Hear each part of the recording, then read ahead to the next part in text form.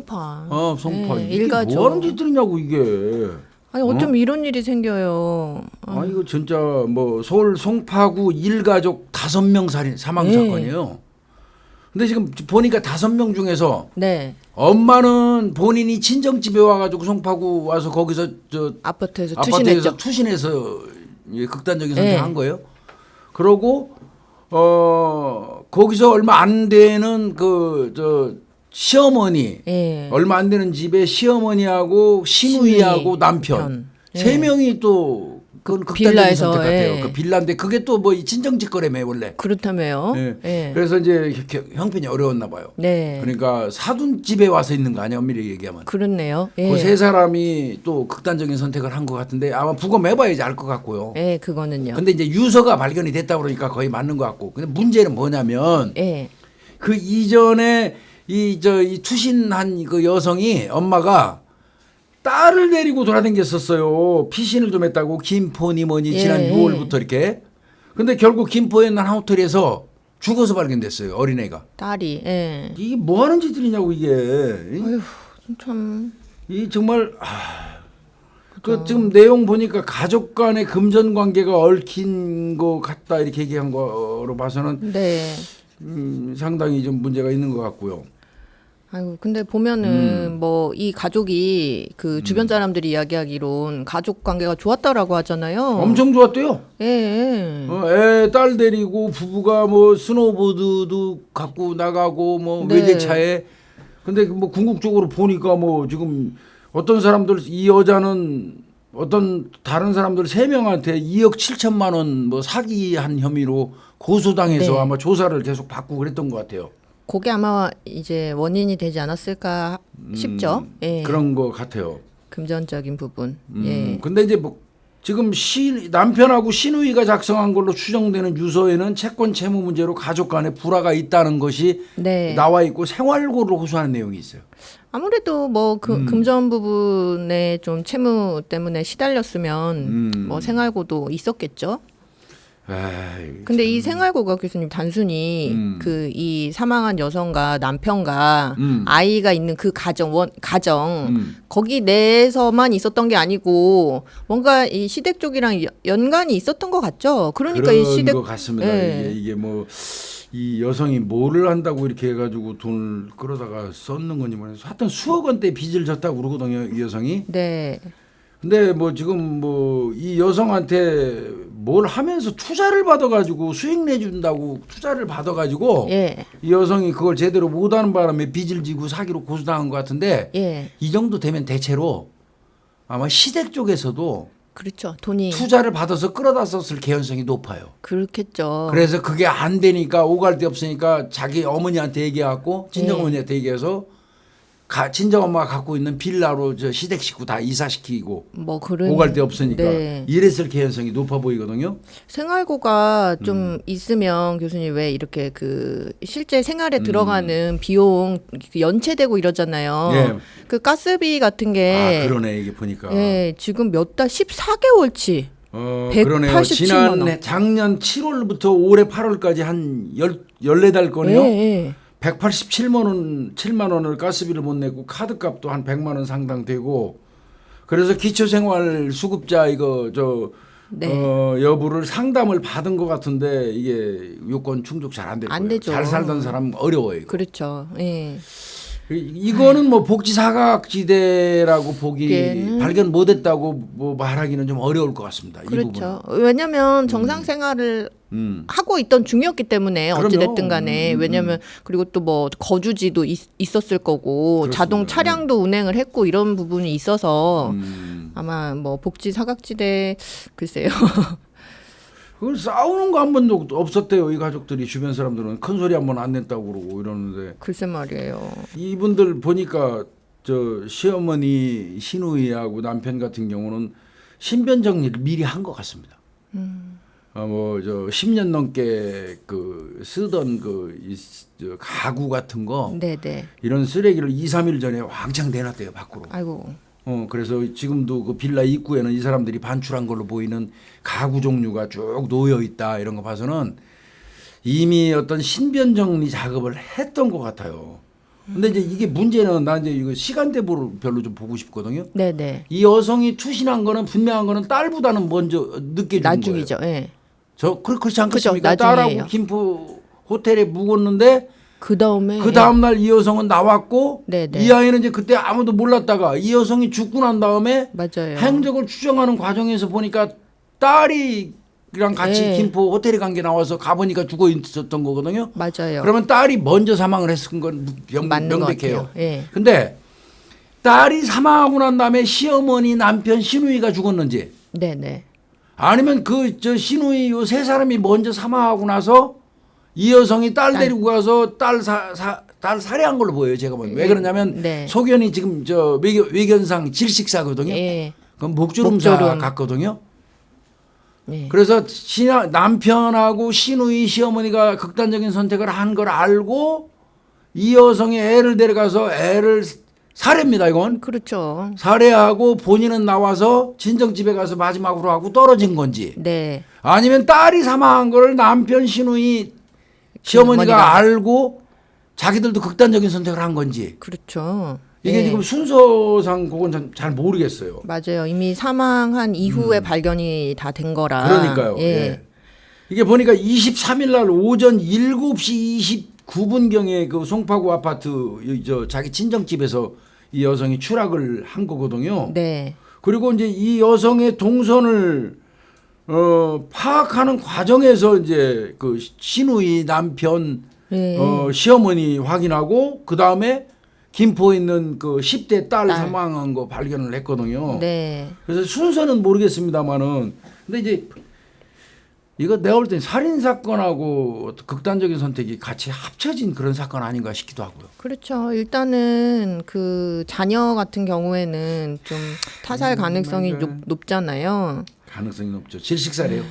분명히 저 4명 성인 사망자하고 달리 네. 10대 딸한테는 질식사 소견을 발견했대요. 네. 그럼 질식사 소견이라면 뭐겠습니까? 그렇죠. 목조른 목조름이죠. 거죠. 액살이죠. 예. 그래서 아마 정확한 사인을 확인하기 위해서 부검을 실시하는 것 같은데 차량 블랙박스 같은 것까지도 다 본대요. 예? 그렇죠. 봐야 되겠죠. 아니 그리고 이 딸 같은 경우는 만약에 뭐 사고사나 뭐 그렇게 했으면 엄마가 그냥 그 딸 시신을 거기다 놔두고 그냥 나왔겠어요. 그렇죠. 예. 혼자 그 다음 날 빠져 나왔잖아요. 이미 죽은 거 알고 빠져나온 거니까 그런 명확한 거죠. 거예요, 이거는. 예. 야, 이건 진짜 비극이네, 비극. 어? 5명이 그냥 한꺼번에. 그러니까요. 이거를 이제 뭐 혹자는 이렇게 경제적으로 뭐 힘들어하고 뭐 가스비도 못 내고 뭐 이럴 정도면 이거 정부에서 복지 사각지대에 있는 사람을 구제하지 못한 거 아니냐 이런 이야기도 혹간 있지만 네. 이거는 내가 볼 때 구청을 뭐라 할 건 어려울 것 같아요. 그럴 것 같아요. 피상적으로 이 사람이 보니까 꽤 괜찮은 사업을 하고 있었고 외제차 굴리고 예, 예. 뭐 그런 사람들 잠깐 형편이 어려웠다 금방 일어나기도 하잖아요. 맞아요. 그것까지 체크를 구청에서 다 해야 된다고 그 요구하는 건 좀 무리 같아요. 이게 또 이제 지역이 송파다 보니까 왜 교수님 그 전에 송파 그 세모녀 그래, 세모녀 살인 사건 사건 있었잖아요. 그 자꾸 그거랑 견주어가지고 이런 식으로 뭐 복지 사각지대에 뭐 노인 사람들을 빨리 발견을 못했다 뭐 이런 식으로 이야기하는데 그 경우랑은 케이스가 다 좀 다르죠. 그러면 이거는 예. 그렇게까지는 보기 좀 어려울 것 같습니다. 이거. 물론 이제 뭐 생활고나 좀 빚 때문에 좀 어려움이 있었던 건 사실이지만 뭐 어떤 그 복지의 대상까지 맞느냐라고 했을 때는 조금 결이 다른 것 같아요. 이 사건은. 글쎄 뭐 일견 보면은 뭐 한동안 뭐 그냥 뭐 가스비도 못 내고 한 1년이 넘도록 못 내고 뭐 이렇게 어렵게 산다는 게 외견상 보여지면 뭐 관심을 가져주는 게 맞지 않느냐 이제 이런 얘기 하긴 하는데 네. 그러기에는 이제 이 주변에서 어떤 여론 같은 것도 이들이 결코 못 산다고 본 사람이 없어요. 그렇죠. 그리고 그 상담 받았었을 때 기초생활 그 보상 제도의 수급 대상자냐 이거 받았을 때 요건이 안 됐던 거잖아요. 안 됐던 예, 거잖아요. 예. 그 부분 때문에 더 어려웠던 것 같아요. 요건이 안 됐다는 건 뭐 이렇게 좀 뭐 재산상의 어떤 뭐 그런 것들이 나름대로 있었기 때문에 아마 안 됐을 거거든요. 그러니까요. 예. 남편하고 시누이하고 시어머니 아마 딸 이렇게 4명 다 부검하는 모양이에요. 그렇죠. 그분들도 일단은 이제 부검해가지고 확인을 해볼 것 같은데. 아이고, 근데 안타까워요. 어찌됐든 간에 이유를 막론하고 이렇게 일가족이. 그러니까요. 예, 다. 아니 거기서도 제일 안타까운 게 딸이에요, 딸. 예, 딸은 무슨 얘는 죄냐고요. 이게 자기의 선택입니까? 그러니까요. 이건 정말 이런 죄악, 이건 진짜 큰 죄악입니다. 맞아요. 막말로 그 죽으려면 저만 죽지 말이야. 글쎄 말이에요. 아이가 지가 지 자식 지가 낳았다고 지 맘대로 그 아이의 생명권을 지가 좌지우지할 수 있다는 그 사고방식 자체가 잘못된 거지. 그게. 그러니까 가끔 어떤 분들은 이런 말씀도 하시더라고요. 이렇게 종종 있잖아요. 부모들이 경제적인 어떤 상황 때문에 그러니까요. 그 자녀 살해 후 자살하는 사건들이 있는데 그랬을 때 뭐 그 부모만 그렇게 만약에 사망하고 자식이 남겨지면 어린 자녀가 살아가는 게 더 힘들지 않냐.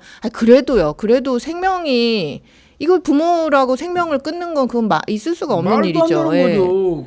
그리고 산 사람은 살아요. 그럼요. 어떻게든 살아갈 수 있어요. 더 잘 살 수도 있어요. 맞아요. 그 지가 모은데 내 자식이 내 속으로 낳았다고 그래서 그 아이의 생명이 내 거라고 인식하는 것처럼 그 무지하고 잘못된 게 없어요. 그럼요. 새로운 맞아요. 영혼이 하나 나온 거예요. 그거. 그럼요. 사람의 생명이 하나 더 나온 건 우주가 하나 더 생성되는 거예요.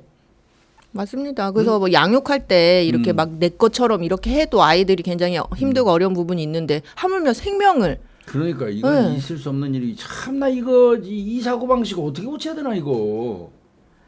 응?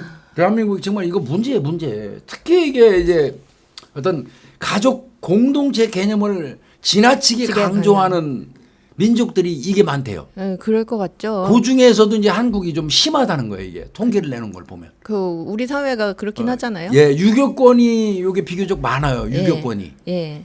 개인주의 성향이 좀 덜하고 가족 공동체 어떤 그 개념이 많은 네. 나라 단체 이런 데가 이런 부분이 많대요. 네. 그런데 이제 특히 우리나라가 그렇대요.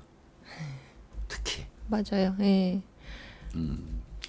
이상해 우리나라 보면 궁극적으로 유교도 중국에서 들어왔는데 그 유교가 원래 추구하는 어떤 그 유교 정신이 있을 네. 거 아니에요. 근데 네. 그 유교 정신 속에 보면 제사 같은 거 그다음에 우리 좀 결혼식 혼례 애경사 있잖아요. 네, 네. 이거 치르는 어떤 그 과정 이런 거 등등에 대해서 너무 완전히 변형돼 가지고 정작이 유교가 발상된 그 중국에서는 명절날 제삿날 만두 빚고 형편에 맞게 적정히 해서 식구들끼리 모여가지고 간단하게 조상 기리고 차례 지내고 우회돈 돕기 하고 끝나요. 예. 근데 우리는 뭐 무슨 홍동백서 뭐 해가지고 무슨 과일 색깔별로 어디다 모아놓고 뭐 절하는 거에서부터 시작해가지고 허례허시 그냥 잔뜩 갖다 붙여가지고 그 변형된 유교 그걸 만들어 놨거든요.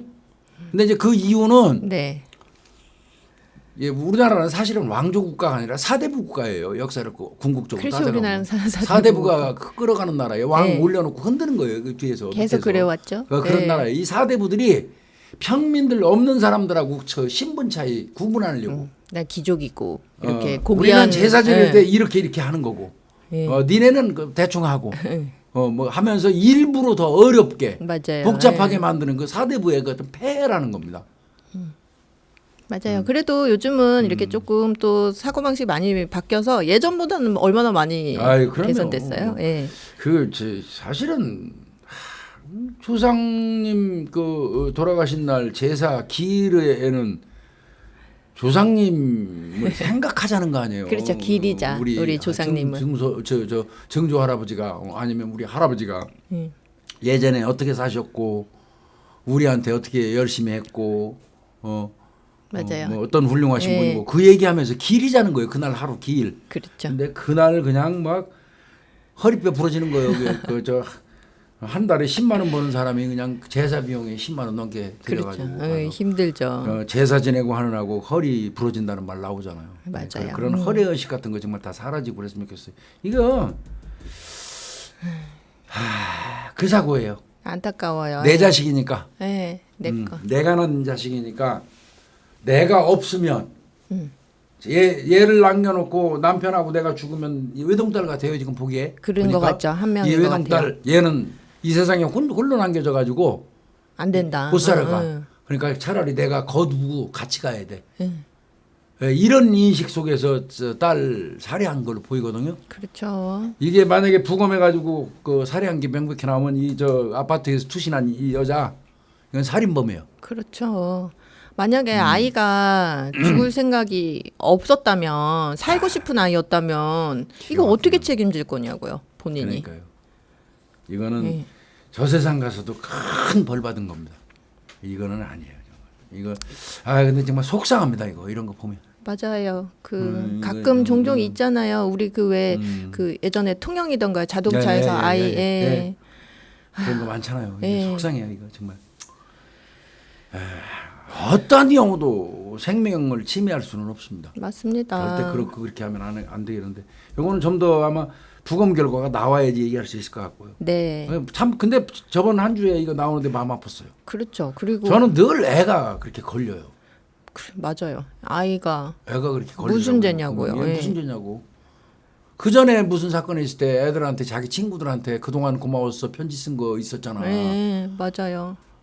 그 가슴 아프더라고. 그렇죠.